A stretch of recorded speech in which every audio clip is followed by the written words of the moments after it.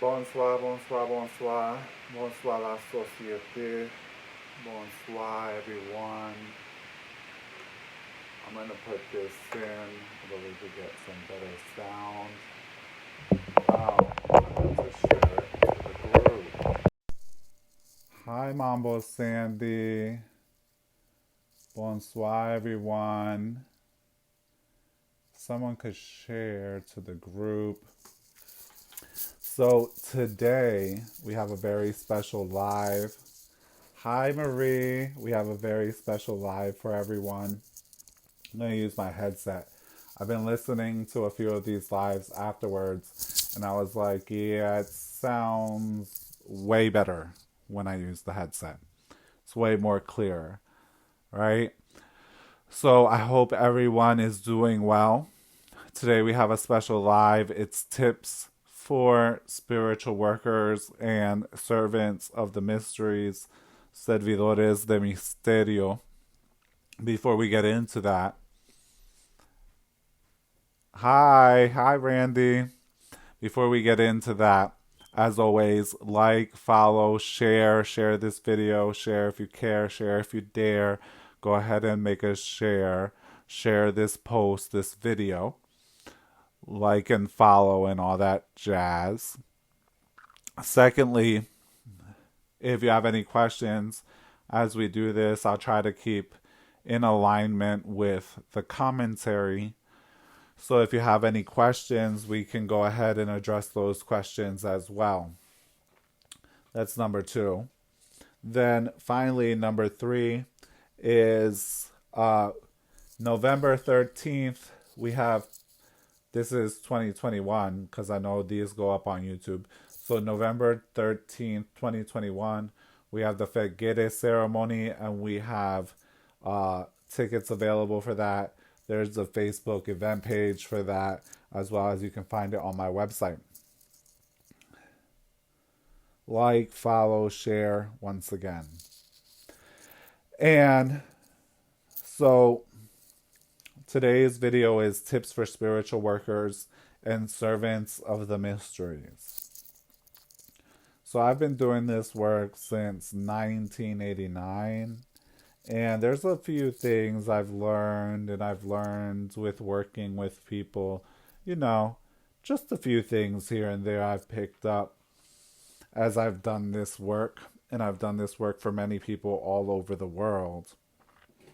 And if, like many spiritual workers these days, many spiritual workers have found it difficult to get proper training, proper assistance, to be able to find the resources with proper people, okay, to be able to get the training and the assistance that they need in order to be able to fulfill their mission. Okay? When someone is a spiritual worker, they have a spiritual calling. Hi, Reina. Hi. When people are spiritual workers, they have a spiritual calling to do spiritual work to help other people. Some individuals have this calling truly, truly. Some individuals believe they have this calling, but do not necessarily have this calling. And at times that's like trying to fit a square box in a circle hole. But for those of individuals who do have this calling truly, truly, a lot of times that calling is going to be overwhelming. And there's many ways that it can come up and it can be overwhelming. And if for whatever reason that person has not been able to find the proper godparents, mentors, training, and teachers that they need, there's a lot of things that one can fall kind of like into without realizing that those are the pitfalls or some of the things that go on in this work. There's another thing that's very common in this work is that this is not the only calling. And one day I'm going to make a video about the other callings that you could have. And you're not maybe meant to work for people spiritually, but you are meant to be doing something within this work. and basically the other callings or pathways that someone can have. You know, the most common pathway that people understand, especially in the US, is that of being a spiritual worker, meaning they think that everyone who has spirits is meant to be a spiritual worker. That is not true. So, a spiritual worker has misterios para trabajar. And this is the same no matter what Caribbean tradition you go into, although they may have different spirits. Some people are born with spirits who have the capacity to work and help others. Other people are born with the light and with the spirits where they're meant to work with those spirits in a capacity to elevate themselves and maybe their loved ones. It's different callings, right? And one is not better than the other, lesser or higher than the other. I need some water. So that's one thing. Number two is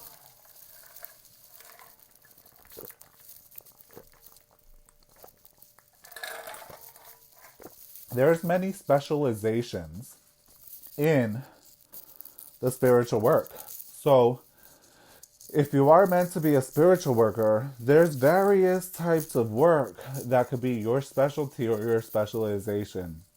Unfortunately, this hasn't been much discussed in the spiritual realms or in our spiritual communities. And so this allows for some confusion. Confusion is the word.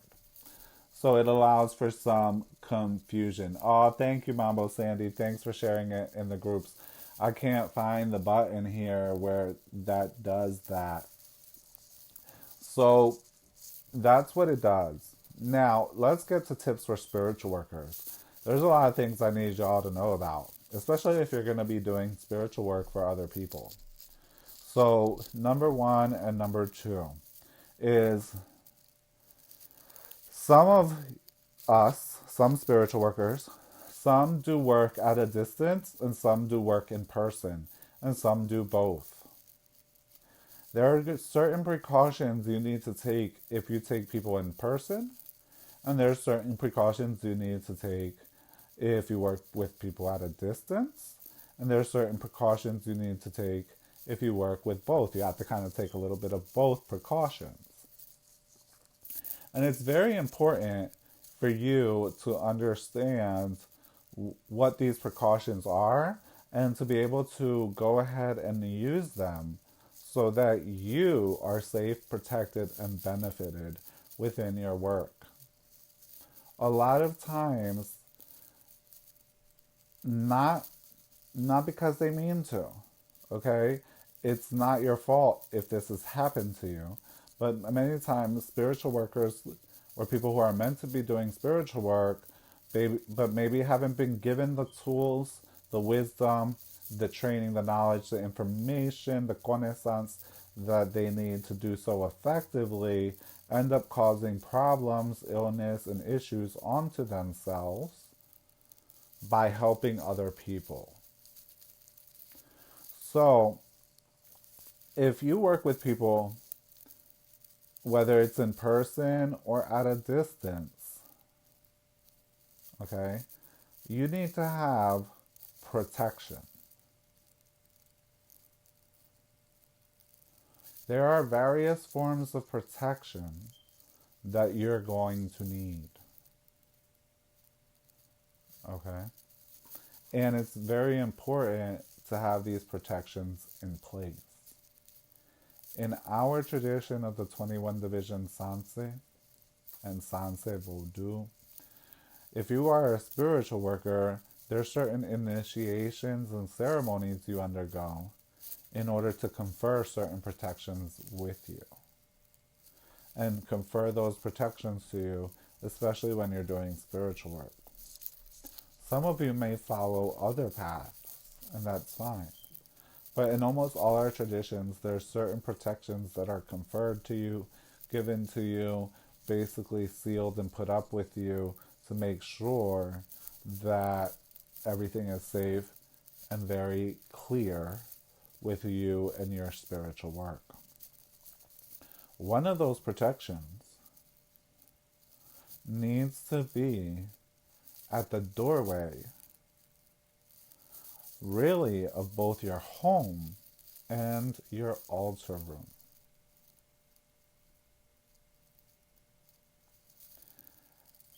If you're a spiritual worker that takes people in person, it's even more important for you to have one in the door of your altar room. And even more important to have it in front of your home. When people come into your home with bad juju, with grillon, with basically bad energy and negativity, they can track it into your home. They can leave it in your home. And in some cases, people with certain spirits can actually leave spirits behind in your home. Sometimes these spirits find it more comfy, cozy in your space than over there because you do the work and therefore provide lots of light and fuerza, energy. So a protection placed at the doorway and one to the doorway to your altar, wherever it is that you keep your altar. Now, if you work for people only from a distance, the one at your altar is what's most important. Naturally, as most spiritual workers know, better armed and not need to fight than have to fight without arms. So therefore, you should have a protection to the entrance of your home. In our traditions of the 21 division voodoo, okay, typically there's a loi, or two or three that go and sit at the doorway, that are placed at the doorway. They sit at the doorway. They're a guard at the doorway of the altar room. Okay?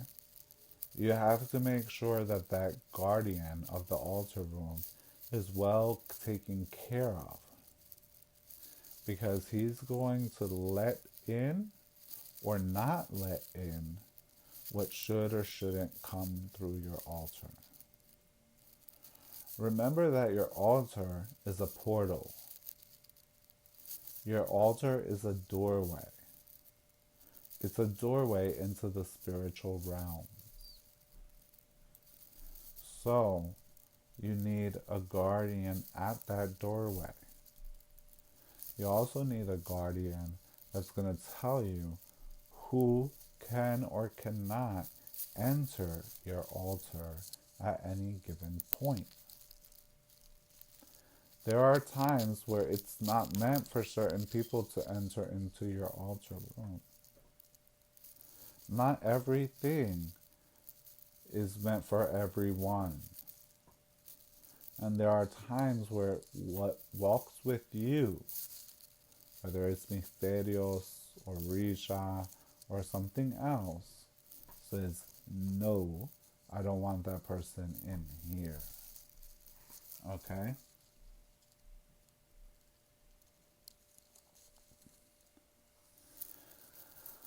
Otto says, unfortunately, I don't think I have the patience anymore to help people. Most seem to resist real change. Thank you for being someone who does have the patience. You're most welcome. Yes, it is something that requires a lot of patience. When you're a spiritual worker, it's not for you to basically push and force, and push and force and push and force and push and force, or push force even for their betterment. And this is something that not everyone has the patience to deal with. And one of the most powerful things about spiritual work is to know who you are, where you are in your personal journey. If you don't have the patience for it, then it's best not to do it. Okay? It is very much a labor of love. And people don't understand that for the spiritual worker, it really is. Because a spiritual worker intakes, and this is why it's very important to have these protections. A spiritual worker is constantly intaking people's negativity. You're taking it in. Why? Because what people are talking to you is about their problems. What people are talking to you is about their negativity. A lot of times, when they get fixed and resolved, you may not see them again until they need help again. It can be a very thankless job, or, as I've been blessed, very job filled with lots of gratitude by lots of beautiful people as well. It can go both ways. And when you're a spiritual worker, there's going to be plenty of extra trials and tribulations, which will be given to you, a small gift, in order to make sure that you can work with and understand your clientele appropriately. A small gift, extra trials and tribulations, because you can't heal certain things unless you've been through certain things. And it doesn't mean you have to be through those exact situations or scenarios. But there are many ways to skin a cat. And there are many ways for you to be taught these various things you need to learn. That's why we say that a spiritual worker pasa mucha prueba, goes through lots of trials. Okay?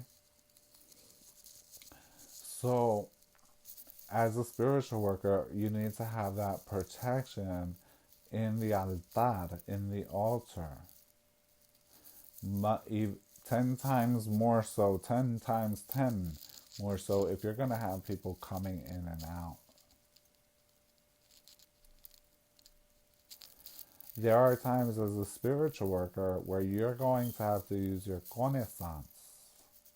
You have to use your wisdom. You have to really be in tune with your spirits.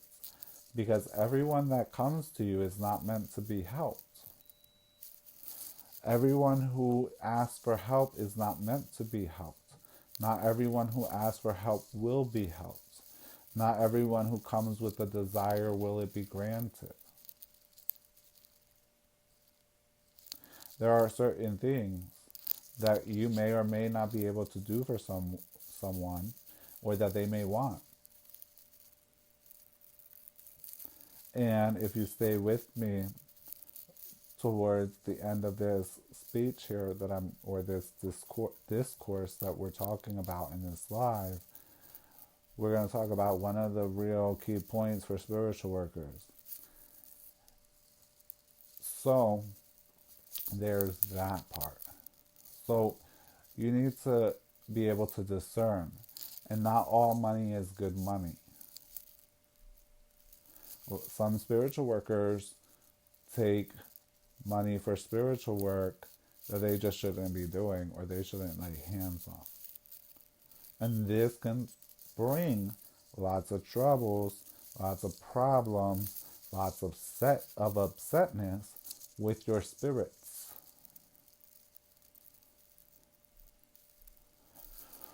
When you have an altar where you're working for people, you have a lot of things in there that is going on. And there are a lot of things that are playing interdependently, even though you don't think so. And you can go and you can do something that messes up the works you have going on in the altar at that time, if you're not careful. So this is why you need to be really in tune with lo tuyo, your stuff, right? In order to know what to say no to, what you should and shouldn't do. The other thing is that when people go into your altar, there are certain things that you really shouldn't be letting people do inside your altar or not. depends on who they are and who they are in relation to you. You shouldn't really allow just random people to smoke in your altar, to smoke cigarettes or cigars. Okay? You can smoke if your spirits allow it. But you have to be in tune to who's allowed to smoke in your altar and who's not. Who's allowed to light up a cigar or a cigarette and who's not. Everything is not for everybody, like I said.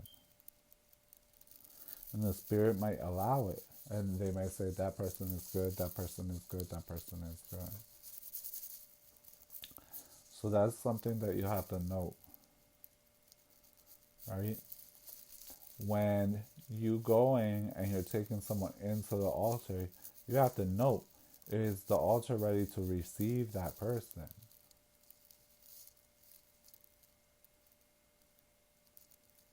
Is the altar ready to receive that person? And this is a big tip right here I'm about to give you, and it's just a practical tip, but it's some real tip, okay? You gotta listen to this one good. Imprint it in your brain really deep.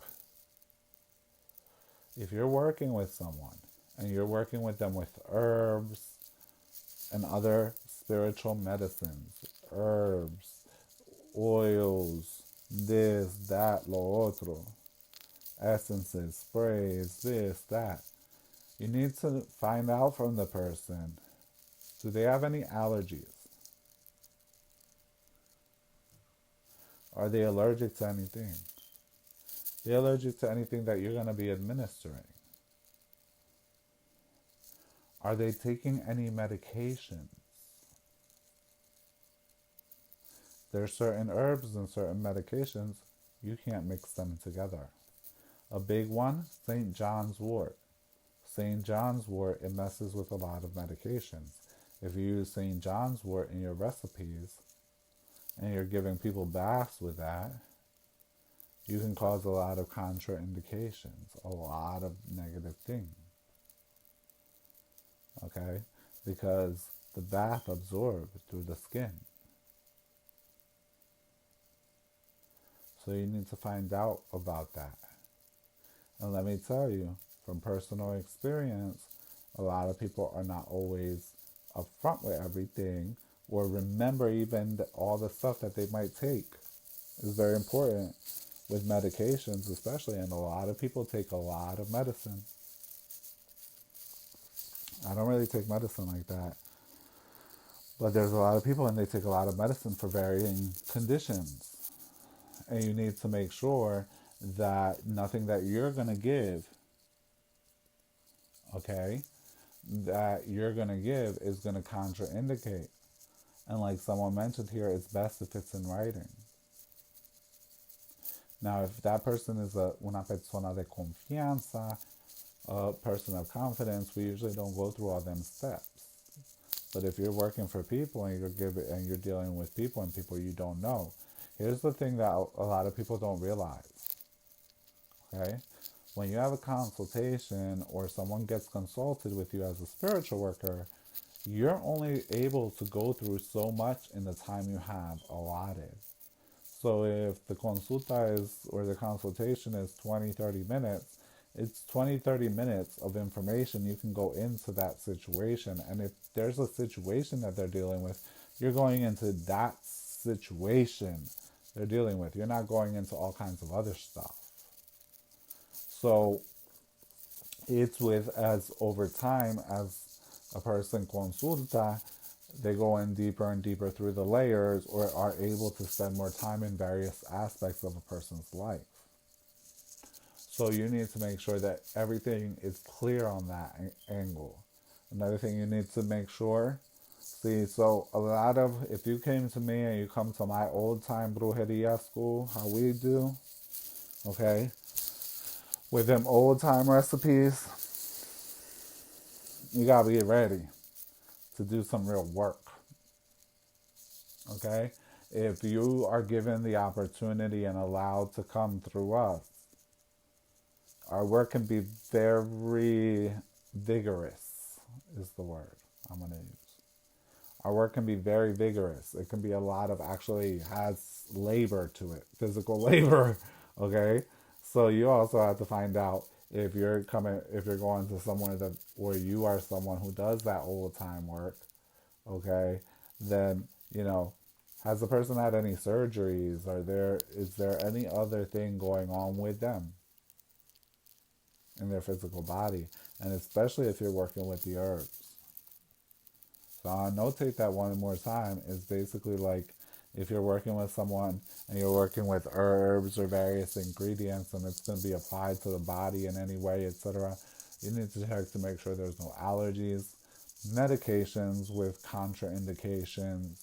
Also, if you're doing any real labor intensive thing, that there's no surgeries and things where, certain positions or doing certain things are going to be harmful to someone. Same thing with a lot of people have, hard time with incenses, smokes, like incense smoke, or loud, really strong colognes and perfumes, right? These are all things that people have. You also have to make sure that they don't have any food allergies. Lots of people are allergic to peanuts, and that can be something serious. Lots of people have lots of other allergies that could be something serious. So these are all things that you want to take into account, right? Another thing as spiritual workers, a tip is that you need to have about one day or half of a day, at least half of a day, that you're taking care of you. That means your physical body. That means you. That doesn't mean your personal spiritual work. Your personal spiritual work you have to do at some other time. But there needs to be about half a day, at least 5 to 6 hours, that you take care of you. Okay? That means what your body needs. Rest, relaxation, this, that, everything else of that nature for yourself. Because one thing that someone told me, and something I can tell you from my own experience, is I've been to the funerals of many spiritual workers. When I came up, I was learning from a lot of old heads. So I've been to lots of spiritual worker funerals. And when they were alive, I've been to their altars. And I've seen how packed their altars always were, how many people had gifts for them, how many people had this, how many people thanked them, how many people loved them, how many people this, how many people that. But when it came time for the death ceremony, for the funeral, how few of them showed up. When it came time that the spiritual worker needed something, how few of them turned up to help the spiritual worker. And these were very good spiritual workers with lots of people. But how few of them came when the tide had turned and that person had grown old and was now in need of various things. And maybe in need and couldn't do as much as they could do before. Or maybe in need and could still help. But more often in need in a way that they couldn't do what they could do for people before. And how empty various funerals I had seen were, when in reality there were so many people constantly, and this person was constantly working la obra, working themselves to make sure everybody was doing well and good and all right. So there's that. Okay? For the spiritual worker, consultations and developing your capacity to consult people is of huge importance. I've seen it time and time again that a bad psychic or spiritual reading has messed up people's lives. And this is because, people take that guidance seriously. And you can shape people's lives with bad guidance, and where people have done things that weren't always the best for them based on bad guidance. So really, that's a huge thing, is that development of that capacity to properly see and to do what really is needed, and to be able to guide properly. Okay? It's the job of the spiritual worker, right, to promote and stand for and elevate the work of the misterios. That's the job of the spiritual worker. It's their job to elevate the work of the misterios. Therefore,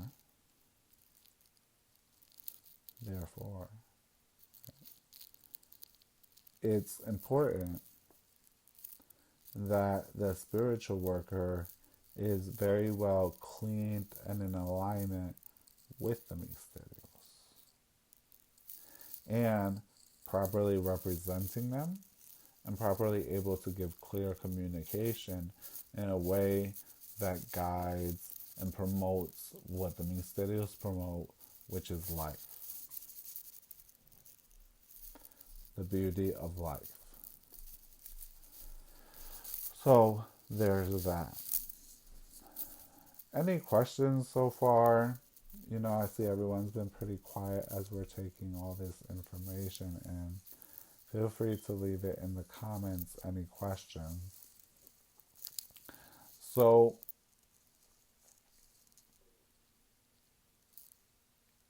what I want to go into next is a lot of spiritual workers at times have a tendency where if they don't know, for whatever reason, it can happen, that they take things off of others and put them on themselves.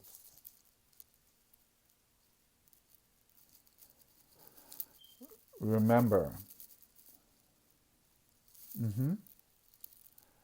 Okay, so before I go into that, someone says here, will the spirits send pain to warn you of things? And yes, the spirits will send you pain. You will get pain to be warned of things.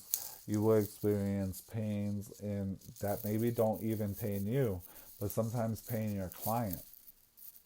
And that might be the way that they're communicating to you.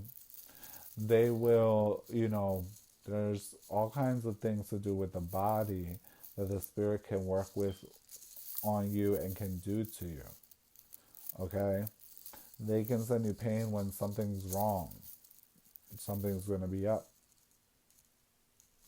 They can send pain to a certain part of the body as a certain signal, and another part of the body as a different signal. So these are all ways in which they can communicate, hey, something's going on. They may be communicating, don't do it. They may be communicating, don't, do this or don't do that. Or they may be communicating, here, this is the situation of the client, of the person.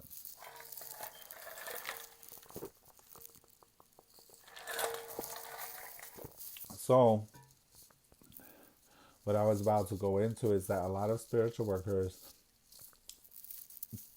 without knowing or without, for whatever reason, doesn't really matter, accidentally at times may put things off of someone and put it onto themselves. A lot of times this causes a lot of the similar problems as what you took off of someone. As a spiritual worker, you need to be doing regularly spiritual cleansings. Blessings. You need to be doing regular spiritual cleansings. And you need to be regularly having service for your spirits so that they're strong enough to work for yourself as well as the people that you're working for. When you're working for more people, those spirits are going to need more strength, right? Because they're lifting more people up, right? As spiritual workers in the 21 divisions, Vodou, Sanse, we have our various compromisos, our various agreements, our various obligations that we handle and take care of in order to make sure that our spirits are strong enough to carry us as well as other people, whatever it is that we're working for. That's something that comes with time as you walk with the path on someone. However, if you're a spiritual worker and you're working for people, you need to be somehow heating up and giving strength to that spirit, because that spirit's the one who's lifting all those people up. Good afternoon, Kay. And no, it does not. So someone says, if you're a disciple of the spirits, does that automatically make you a spiritual worker? No, it does not. A spiritual worker is just one path of many paths within the spiritual work. A spiritual worker is someone who has misterios para trabajar in order to do work for other people.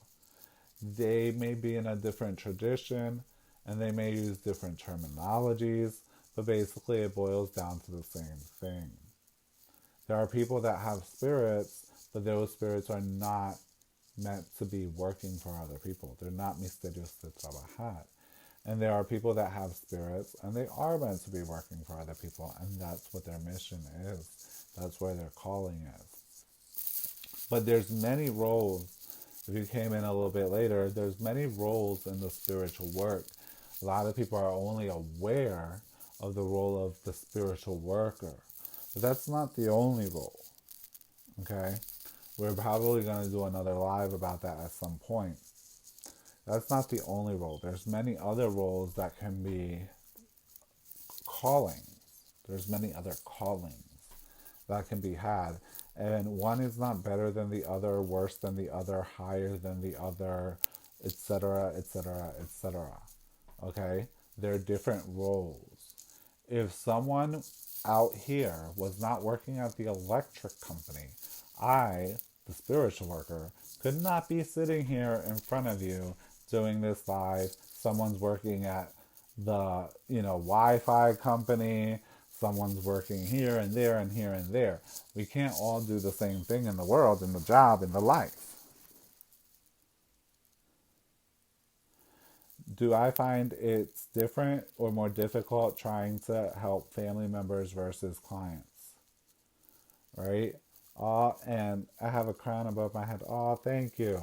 So for most people, it's going to be more difficult for you to try to help family members. Okay? Why? Because it's their business, but you think it's your business, and it might be your business because it might be affecting you. So it's going to be more difficult for you to help family members. For many spiritual workers, they may not be it may not be as easy to help family members, right? For some spiritual workers, for some cases, certain scenarios, it might be easier to help family members. But generally, the more difficult situations, helping family members can sometimes be more difficult. Whereas helping someone that you're not connected to could be easier. For things that are lighter, not as difficult, it can be easier for you to help your family member versus someone you don't know. So it kind of goes either way, right? Then someone says,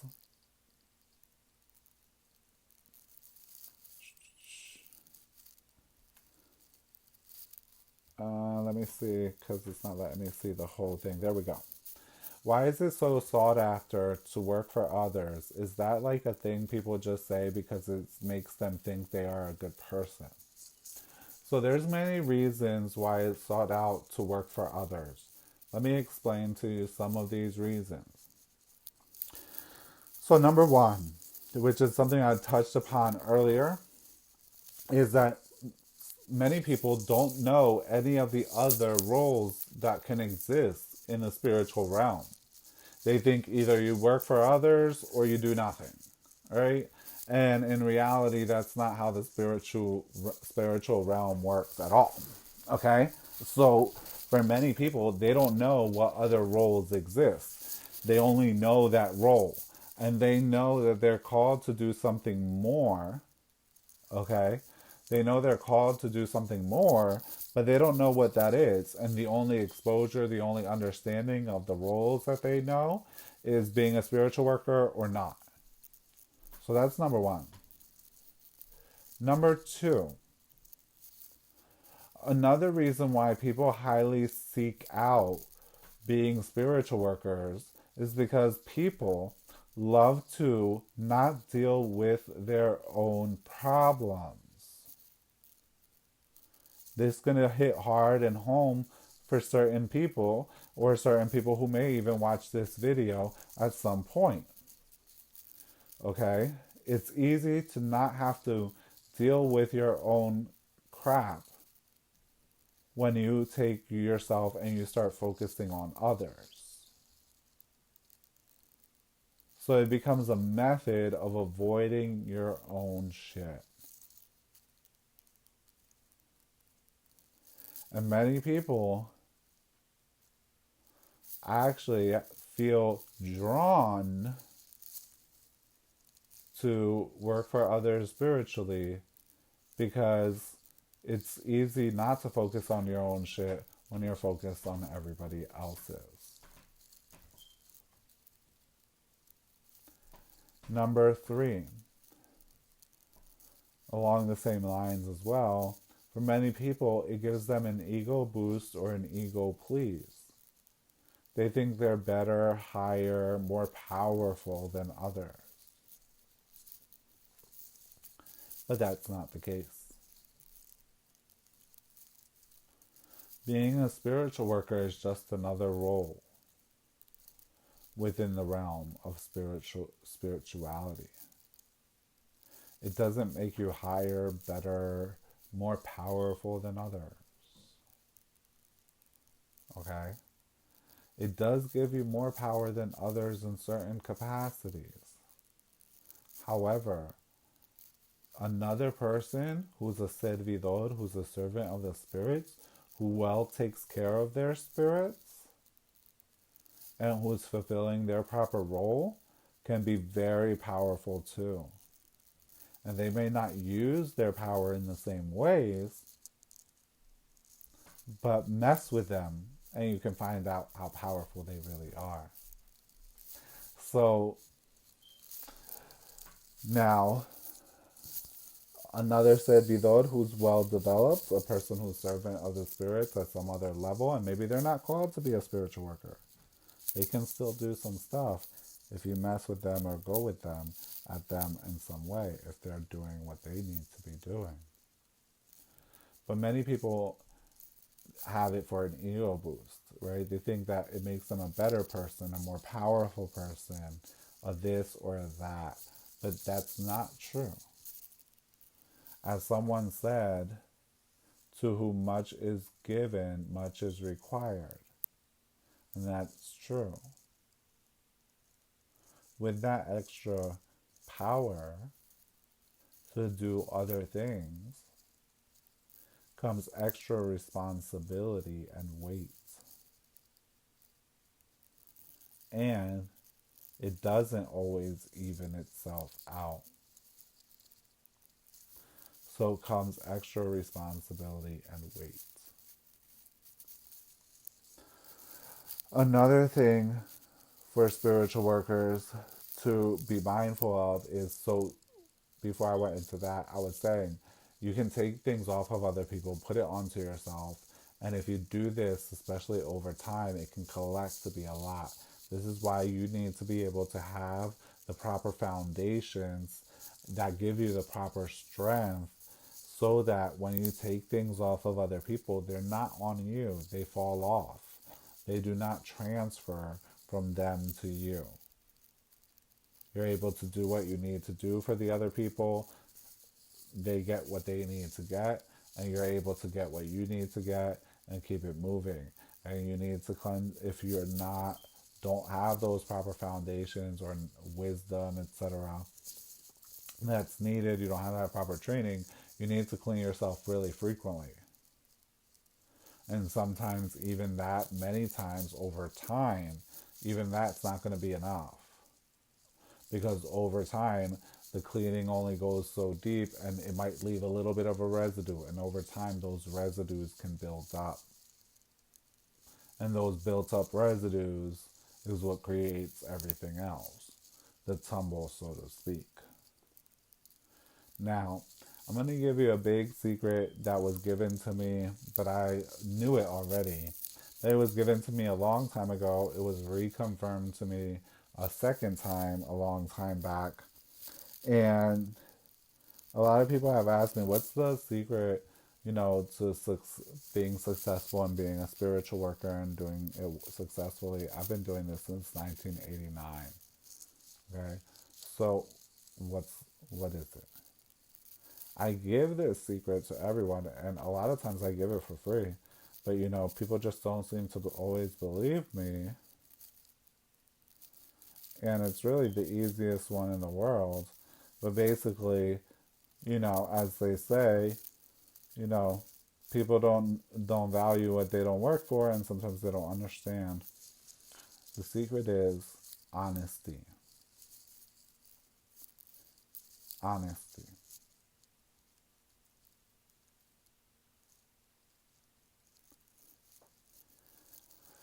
Be 100% honest 100% of the time, whether or not that comes at your expense.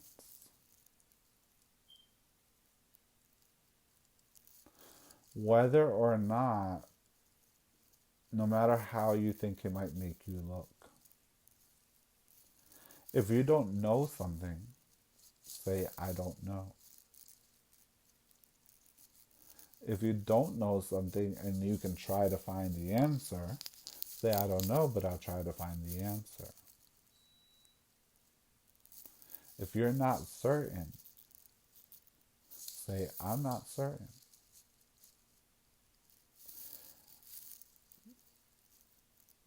Will some clients or people who come to you for help not like this? Yes. That's the cost. That's the cost of honesty. There's some people who aren't going to work with you if you're honest. Believe it or not. Some people are not going to work with you because you're honest. Because when you're honest, you don't always get to say things that people want to hear. When you're honest, many times it's your job to say things people don't want to hear. When you're honest, it's expensive. Honesty is not cheap. Honesty is not free. Honesty is very expensive. When you don't tell people things they don't want to hear, when you tell people things they don't want to hear, or you don't tell people things that they want to hear, that person's not always going to end up working with you or being your client. But the headache and the problem you are going to save yourself from is worth it. It's worth it. It's worth not working with that person. And sometimes they come back and realize, hey, you were really honest. I should have went with you to begin with. Sometimes they don't. But guess what you didn't do? You didn't do anything to destroy the work of the misterios. You didn't do anything to destroy the name or reputation of the misterios. And so the misterios are going to have your back more and more and more and more.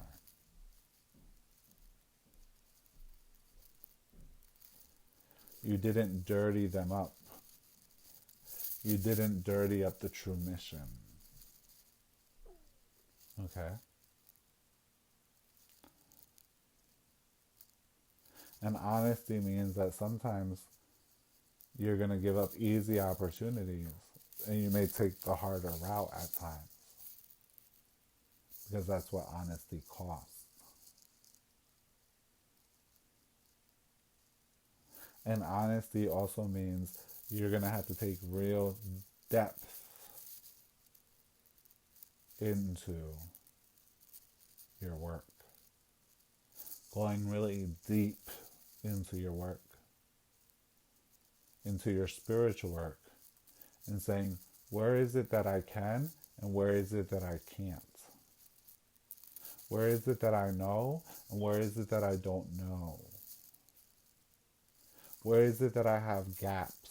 Where is it that I need the help? Where is it and what do I need to do to get where the point where I need to be in order to be able to be the best where I can be and provide the best to my people? Because that's what I do. That's what I focus on. If I can't give you the best of what I can give you, I don't give you. I keep my life really easy. Alright? If I don't know, I say I don't know. And guess what? I don't feel lesser than for it. I feel more than for it. I feel more than enough for it. Why? Because I'm that big to say, I don't know. I'm that big to say, hey, no soy Dios. I'm not God. I don't know everything. Yo no lo sé todo. I don't know everything. To say I don't know. Or I can't. Or I won't. Okay? That's number one. Number two is, you have to care. If you do the work for the money, it's not going to work for you. You're not going to be able to provide a real great service. You have to care. You have to care about your people. You have to care about them. You have to like them. You have to care about them. You have to feel that connection, that caring, that you want to see them do great. Truly, truly. Okay? Is money involved in spiritual work? Of course. It's called work. Okay? But if you really, really care, when you really, really care, if you can't do something, you say, I can't do it. Really, really care, you don't know something, you say, I don't know. Tú no te hace. You don't pretend. Okay? For those of you who have training and godparents and all that, this can supplement. But of course, take whatever training and whatever it is that you're being shown, etc. Okay? But these essential things don't change no matter where you're at. These are essential things with a spiritual worker. Have the proper protections. Clean yourself frequently, especially if you're missing something that you need. Clean yourself frequently.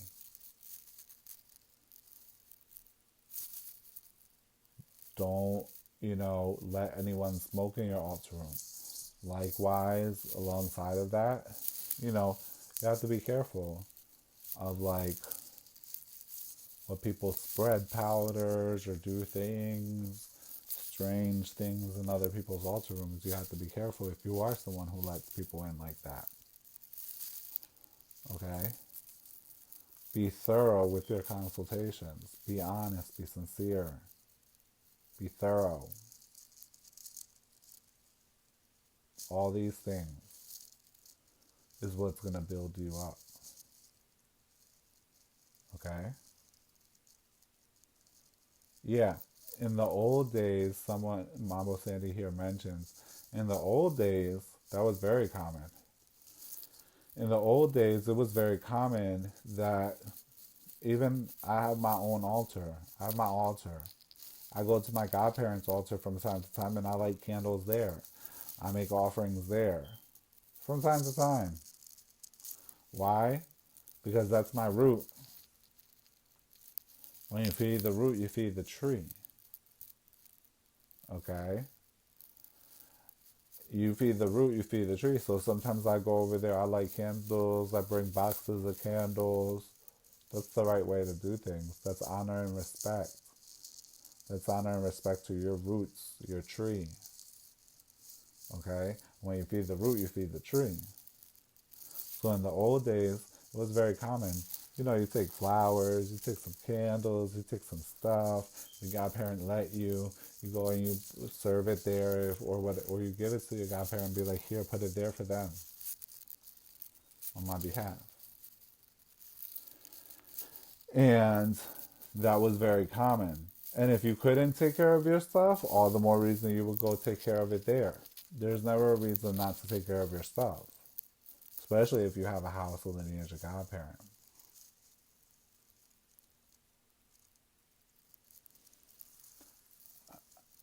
Raina says, I'm breathing every word in Papa Hector. Just got to say this because if it's me, that your voice gets so deep every once in a while.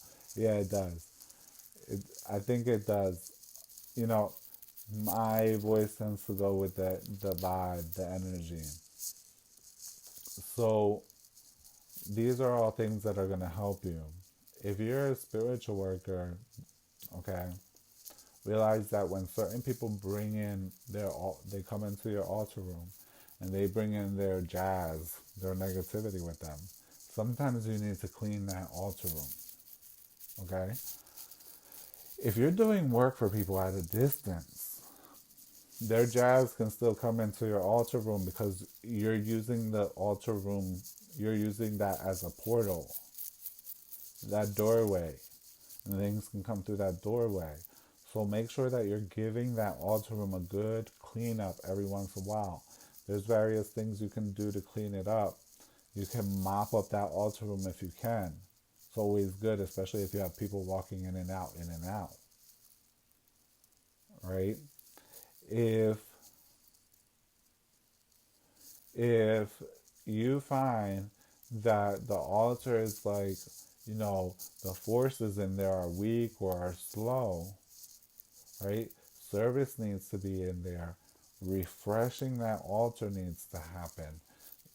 Do yourself a good massive cleaning in that altar. Clean that altar down. Okay? Get it all cleaned. While you're doing it, put on the music. Put the music of the spirits to be playing. While you're cleaning the altar, clean and wipe everything down. Okay?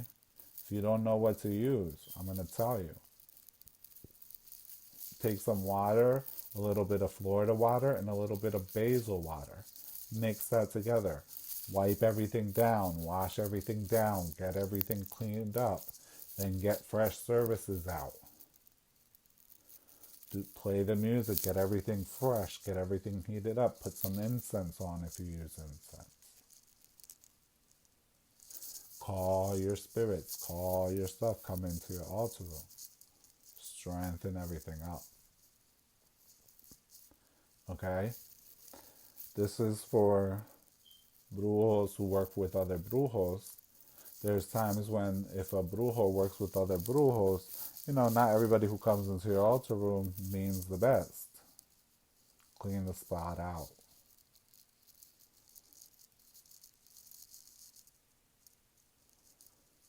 In our tradition, there's certain points of prosperity and points of work that are kept in an altar. These are things that, I'm not so certain how I can put them here, okay? But these things, the points of prosperity and points of work to keep that altar working and flowing, right? Do you cleanse the statues too with the water? Yes, you cleanse the statues with the water. Take a rag, wipe all your statues down. If you have things in picture frames, wipe them down. If you have anything that you can clean with water, that's not going to be destroyed by water. So if you have paper images, don't do that with your paper images, okay? If you have paper images, just wipe them down with a dry cloth, like with a dry piece of cloth, to make sure, it doesn't have any dust or anything of this nature. But you can wipe down the walls with that, okay? And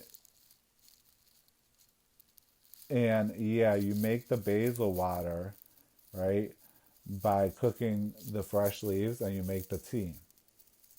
If you don't have fresh basil, though, for whatever reason, first off, almost everywhere in the US at least, and in most other countries I've been to, you can get basil in the grocery store relatively easily to cook with. If you can't get it for whatever reason, even take some dry basil, make it into a tea, strain it, so that when you clean with it, there's not herb everywhere, right? And put your Florida water, and then wipe everything down, right? Heat it up with what we call church incense. That's frankincense and myrrh, or frankincense, myrrh, and copal. Get some incense burning on a charcoal. If you don't know how to use an incense charcoal, I just recently did a YouTube video on using incense charcoals. So go ahead and turn one on and light that up and get your incense going. Get it heated up in there, okay? Before you get your incense going, even before that, when you're mopping and stuff, you want to open your windows, get the fresh air flowing through that space. You got to get movement and flow in that space. Sometimes an altar, you go in there and you feel it's like this. It's like stuck. Even the air inside the altar room is like, ugh, it's like dead air. You want that air flowing and moving. Then get your incense going, get that thing flowing and moving and cleaning and everything like that. You're cleaning, you got your music, you're washing everything down. Then after that, you're going to set everything nice back up. You're going to put your candles. And then you're going to go from there. Okay? It's a lot, okay? I'm going to put some tips for, taking care of the altar. I'm not sure. I might have did a video with some of these tips before, but they're just like little cleaning tips, actually. That is good to know, because altar cleaning, sometimes some of them services be there and they be stinking and everything else and ranking. But take one day out of the week, if you're a spiritual worker, to upkeep the altar, to make sure everything's in order for the next week. Okay? So these are my basic tips for spiritual workers. If you enjoy the video, right? If you have no windows in your altar room, open up the door to the altar room and open up the windows nearest to the altar room, meaning in the other areas or spaces. Try to get it so that the wind can come up into that space. And while you're playing the music I suggest while you clean up the altar is palos. Like if you're working, hola, Miss Elliot. If you're working with our tradition, you're playing on palos. If you go to YouTube, you can put it in palos, 21 division, or 21 división. If you work some other type of tradition, for those individuals, I would say go ahead and put on their traditional music or any other music that actually brings about the spiritual current for you. Okay? There are certain songs that the spiritual current can come to you through that song. And that song has nothing to do with spiritual things. There's certain spiritual things, like I have certain church songs that brings through the spirit, and the spiritual current comes heavy as hell with that church song. Okay? And so you can put on even that. Okay?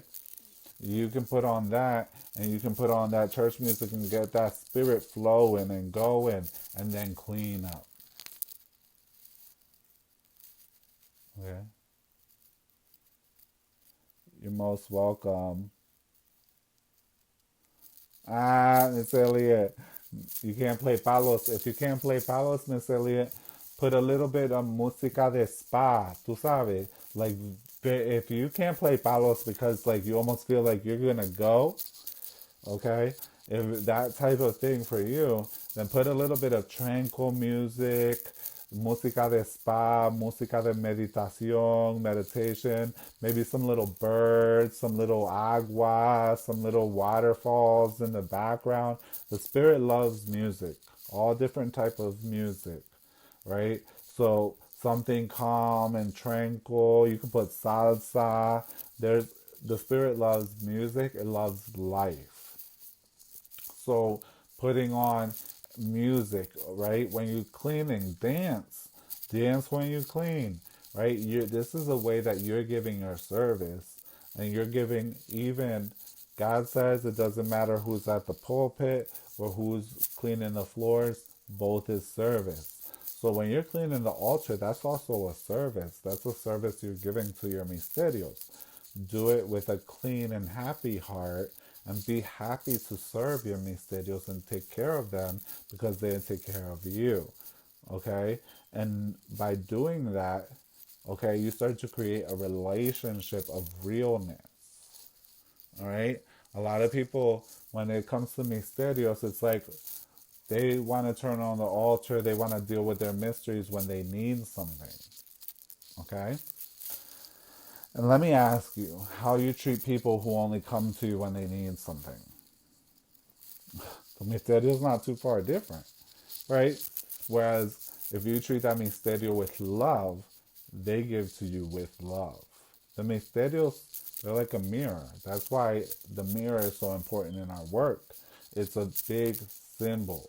Es un símbolo grande, right? El espejo, a mirror. Because the misterio will be for like a mirror for you. So don't be stingy with your misterios. I've known people who, with their last money, buy the misterios $50, $60, even $100 cigar. That's their last money. They don't know where they're going to get money from again. If they're going to get money. They give to the misterio, and the misterio multiplies that back over and over and over and over. And they have everything that they need, and their magic works quick, and they get their blessings quick, and the misterio responds to them quick. And I've seen other people that have $1,000 in the pocket, and they want to give the misterio a Philly blunt, a 50-cent cigar. They want us to spend $1, but they have $1,000 in the pocket. And then they wonder, why is it the misterio responds to that person like that, and for me it doesn't respond to me like that? Why is it? Why? It's because that person gave with their whole heart, and they gave with truest of faith. They trusted. They said, guess what? I'm going to give you to my last penny. I don't know if I'm going to get tomorrow, but I trust I'm going to be fine. And they gave through and through. And that person gave the $1. They thought they gave, but they didn't give with that true trust. With that true trust, which is true faith. And the misterio responds to them in kind. The same way they gave, that's the same way that the misterio te responde. That's the same way he responds to you. Okay? And he doesn't respond to you based on what you give. He responds to you on the spirit in which you gave it. It's not what you gave. It's the spirit in which you gave it. The what is only a piece. But what makes it truly a giving is how you gave it. Okay? So that's the thing with the misterio.